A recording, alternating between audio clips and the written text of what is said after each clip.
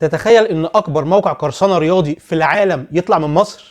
في منصه زي ايجيبست كده كان اسمها ستريم ايست. المنصه دي كانت بتعمل بث لكل حاجه، البطولات والدوريات الكبيره زي NFL وNBA والدوري الانجليزي الممتاز ودوري ابطال اوروبا وسباقات الفورمولا 1 ومنافسات MMA والملاكمه، كل ده كان ببلاش. الموقع ده خسر بيني سبورت ومنصه دازن تقريبا اكتر من مليار دولار على حسب كلام الحكومه الامريكيه، لانه استقبل اكتر من 1.6 مليار زياره خلال السنه اللي فاتت بس. المهم يعني الموضوع كان شغال عادي لغايه لما ليبرون جيمس لاعب كره السله الامريكي كان قاعد في ماتش وراح فتح ستريم ايست عشان يتفرج على ماتش تاني، فوصل ان كوكب الارض كله كان بيتفرج بطريقه مقرصنه، حتى لعيبه كبار زي ليبرون جيمس. المهم ان FBI تدخل وقعد يحاول يعرف مين اللي عامل الموقع ده، ولقوا ان في شركه في الامارات وهميه راس مالها حوالي 6 مليون دولار. وقتها منظمه الابداع والترفيه ACE مع FBI قعدوا يدوروا لغايه لما عرفوا ان الفلوس دي بتتحول لمصر، وتحديدا ل2 مصريين في الجيزه، وراحوا بلغوا الشرطه ووحده مكافحه الجرائم الالكترونيه، وتمت المداهمه في الشيخ زايد يوم 24 اغسطس سنه 2025. ولقوا معاهم لابتوبات كتيره، ولما بصوا فيها لقوا اكتر من 80 دومين مربوطين على نفس الموقع، بالاضافه لكشف عن شبكه غسيل اموال تقدر بحوالي 6.2 مليون دولار من الاعلانات ومن العملات الرقميه المشفره. ما تنساش اللايك والفولو، ولو على اليوتيوب اشترك في القناه.